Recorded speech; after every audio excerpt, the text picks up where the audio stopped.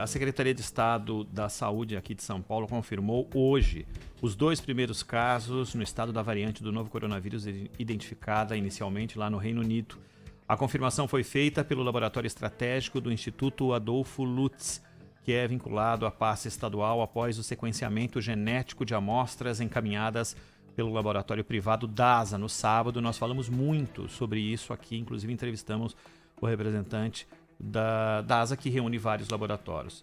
Os casos confirmados da nova variante são de 2 pessoas residentes na cidade de São Paulo, uma mulher de 25 anos que teve contato com viajantes que passaram pelo Reino Unido e um homem de 34 que, segundo a Secretaria da Saúde, se contaminou ao ter contato com esta primeira paciente. Os casos estão interligados.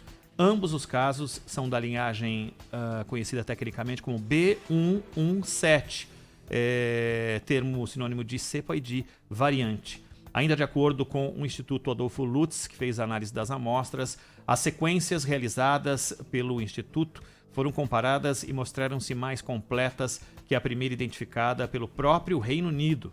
Sequenciamento genético foi compartilhado com pesquisadores de todo o mundo através de um banco de dados online.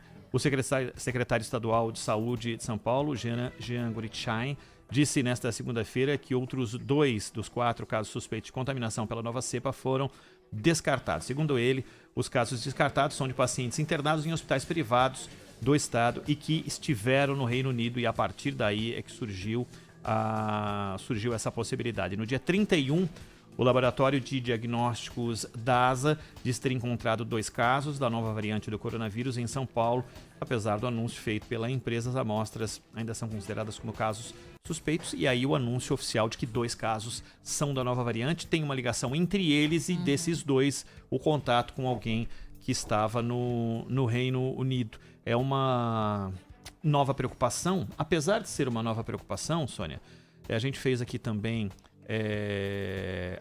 nós entrevistamos a doutora Natália Pasternak, que sempre nos atende tão bem. Tivemos um longo papo com ela aqui no dia 31, se não me engano, e ela falou, sim, é importante, precisamos saber mais, mas não precisamos de alarde em cima disso. Exato. Né? Porque os casos não necessariamente significarão um fortalecimento do vírus em tudo que a gente está vivendo hoje, e a possibilidade dele se multiplicar de uma maneira mais efetiva, que varia entre 50% e 74%, segundo os dados da própria DASA, não necessariamente significa que virão a acontecer. Ainda depende de vários estudos, mas tem uma característica que é muito clara, e isso é importante. É menos letal do que a primeira linhagem. É verdade. E por mais que fale assim, está pegando mais, ele é mais fácil a contaminação, mas isso aí você pode pensar a respeito de outras doenças respiratórias também. Mas o que os cientistas explicaram, a doutora Natália, que é brilhante, sempre esclarece as nossas dúvidas, o doutor Renato Kifuri também, é que isso ainda não pode ser, apesar de ser uma nova cepa, não pode ser considerado uma variante grave do vírus que mereça uma atenção numa campanha de vacinação, por exemplo. Isso acontece, essa mutação do vírus, ela acontece num relativo espaço de tempo que ainda não é assim. A gente não tem 1 ano da pandemia. A pandemia vai completar 1 ano no dia 11 de março, né?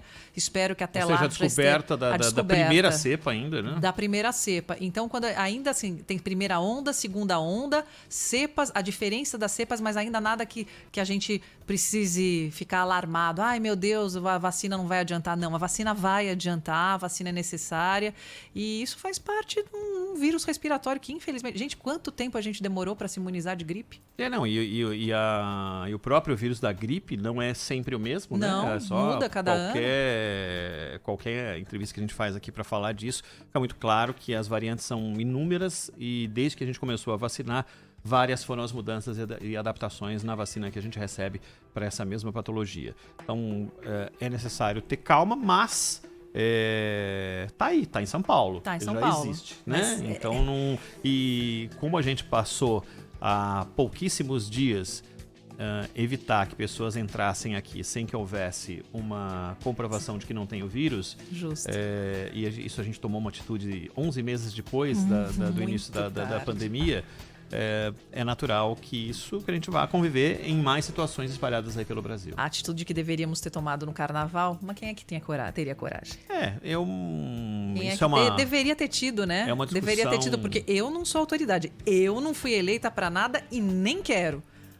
Tô aqui agora pra criticar quem não fez. O fato é que a descoberta da nova cepa vai ser notícia daqui para frente todos os dias, porque novos casos fatalmente surgirão e os especialistas vão nos explicar, dar detalhes exatamente do que isso significa para as nossas rotinas. É aquilo, né, Ronald, que a gente falava. Para fiscalizar, não tem ninguém que está falando em fechar comércio, em fechar loja, em fechar... Muito pelo contrário, a gente está precisando de emprego, de trabalho e de dinheiro. Simplesmente de uma fiscalização aeroportuária. Ponto. Sabe?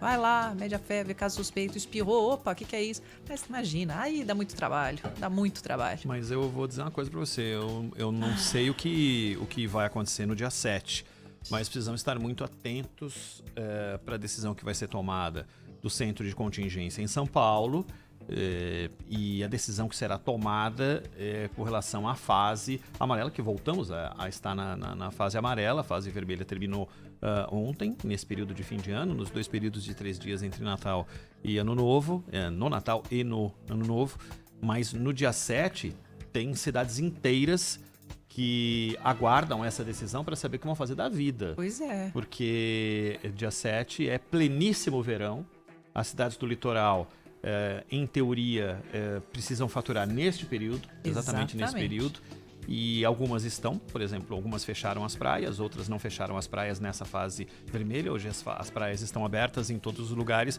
mas, por exemplo, São Sebastião, que a gente entrevistou aqui na Rádio Bandeirantes, o prefeito de São Sebastião não fechou porque entendia que o sistema de saúde da cidade estava tranquilo, né?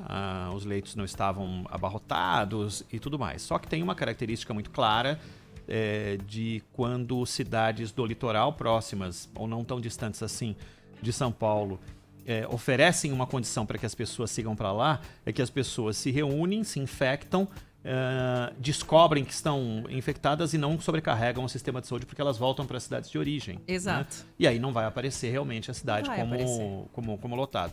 A reação do prefeito, inclusive nós entrevistamos no sábado o prefeito de Guarujá, e ele disse que sim, mas muita gente que se infecta no litoral são residentes que são infectados por essas outras pessoas exatamente, e o cara da recepção da pousada, do restaurante, quem trabalha na rua, quem trabalha no quiosque e tudo, isso sobrecarrega. Mas a quantidade de gente que vai para lá e das pessoas que estão lá, a diferença é brutal, né? O volume gigantesco de pessoas que se deslocam para essas cidades com o objetivo do turismo. E a gente tem que usar o álcool gel, exatamente, mas é a máscara que é o fator essencial, que os médicos estão, os profissionais de saúde, de uma maneira geral, insistindo, porque já está aprovado, gente. Ar, o contato a forma mais rápida de você pegar o coronavírus é contato pertinho. Aí é complicado. Aí um espirro já era. É isso mesmo.